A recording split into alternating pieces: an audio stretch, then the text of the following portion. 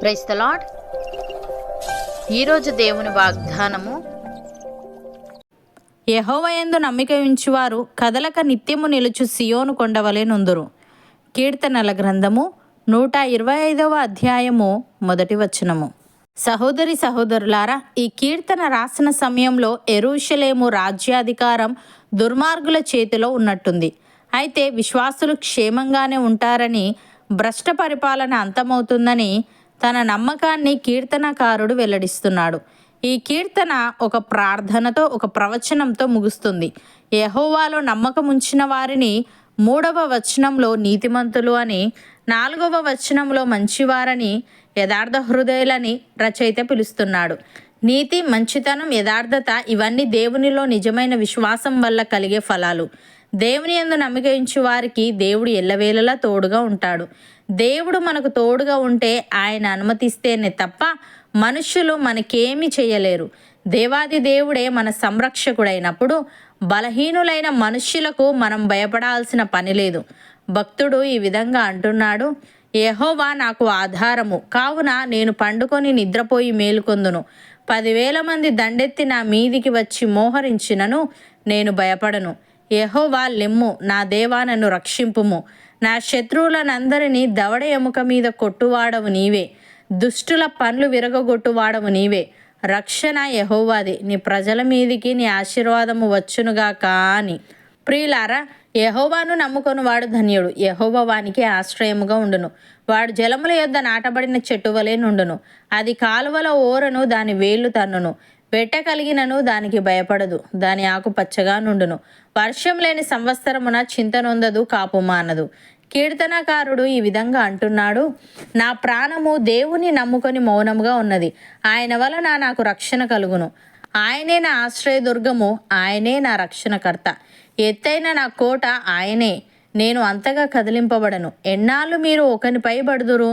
ఒరుగుచున్న గోడను పడబోవు కంచెను ఒకడు పడద్రోయినట్లు మీరందరూ ఎన్నాళ్ళు ఒకరిని పడద్రోయ చూచుదురు? అతని ఔన్నత్యము నుండి అతన్ని పడద్రోయుటకే వారు ఆలోచించుదురు. అబద్ధం ఆడుట వారికి సంతోషము. వారు తమ నోటితో శుభవచనములు పలుకుచు అంతరంగములో దూషించుదురు. నా ప్రాణమా, దేవుని నమ్ముకొని మౌనముగా నుండుము. ఆయన వలననే నాకు నిరీక్షణ కలుగుచున్నది. ఆయనే నా ఆశ్రయదుర్గము, నా రక్షణాధారము, నా ఎత్తైన కోట ఆయనే, నేను కదిలింపబడను. నా రక్షణకు, నా మహిమకు దేవుడే ఆధారము. నా బలమైన ఆశ్రయదుర్గము, నా ఆశ్రయము దేవుని అందే ఉన్నది అని. ప్రియులారా, మనుషులను నమ్ముకొనుట కంటే యెహోవాను ఆశ్రయించుట మేలు. రాజులను నమ్ముకొనుట కంటే యెహోవాను ఆశ్రయించుట మేలు. దేవుడు ఈ విధంగా అంటున్నాడు, నీతి అనుసరించు వారలారా నా మాట వినుడి. నా బోధను హృదయమందుంచుకున్న జనులారా ఆలకించుడి. మనుష్యులు పెట్టు నిందకు భయపడకుడి, వారి దూషణ మాటలకు దిగులు పడకుడి. వస్త్రమును కొరికివేయినట్లు చిమ్మట వారిని కొరికివేయును, బొద్దిక గొర్రె బొచ్చును కొరికివేయినట్లు వారిని కొరికివేయును.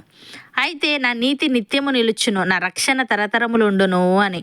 సహోదరి సహోదరులారా, మనము క్షయబీజము నుండి కాక శాశ్వతముకు జీవము గల దేవుని వాక్య మూలముగా అక్షయ బీజము నుండి పుట్టింపబడిన వారము గనుక నిష్కపటమైన సహోదర ప్రేమ కలుగునట్లు మనము సత్యమునకు విధేయులమౌట చేత మన మనస్సులను పవిత్రపరచుకొనిన వారమై ఉండి ఒకరినొకరము హృదయపూర్వకముగాను మిక్కటముగాను ప్రేమించవలసిన వారమై ఉన్నాము. ఏలయనగా సర్వశరీరులు గడ్డిని పోలినవారు, వారి అందమంతయు గడ్డి పువ్వు వలె ఉన్నది. గడ్డి ఎండును, దాని పువ్వును రాలును, అయితే ప్రభువు వాక్యము ఎల్లప్పుడూ నిలుచును. అవును అన్నవారు నాతో పాటు ప్రార్థనలో ఏకీభవించండి. పరిశుద్ధుడా, ప్రేమగల తండ్రి, నీ యందు నమ్మిక ఉంచువారు కదలక నిత్యము నిలుచు సియోను కొండవలె నుందురని, నీ యందు నమ్మిక ఉంచువారికి నీవు ఎల్లవేళలా తోడుగా ఉంటావని తెలియజేశావు.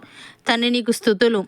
దేవా, మేము నీ యందు నమ్మిక ఉంచి మనుష్యులు పెట్టు నిందకు భయపడక, వారి దూషణ మాటలకు దిగులు పడక, నీతిని అనుసరించి జీవించే వారముగా ఉండుటకు సహాయము దయచేయమని, మేము క్షయబీజము నుండి కాక శాశ్వతముకు జీవము గల నీ వాక్యమూలముగా అక్షయ బీజము నుండి పుట్టింపబడిన వారము గనుక నిష్కపటమైన సహోదర ప్రేమ కలుగునట్లు మేము సత్యమునకు విధేయులమౌట చేత మా మనస్సులను పవిత్రపరుచుకొనిన వారమై ఉండి ఒకరినొకరము హృదయపూర్వకముగాను మిక్కటముగాను ప్రేమించే వారముగా ఉండుటకు కృప చూపమని నీ ఆశీర్వాదం, నీ కాపుదల మాలో ప్రతి ఒక్కరికి నీ ఎల్లవేళలా నీవే అనుగ్రహించమని యేసుక్రీస్తు నామమున ప్రార్థిస్తున్నాము తండ్రి. ఆమెన్.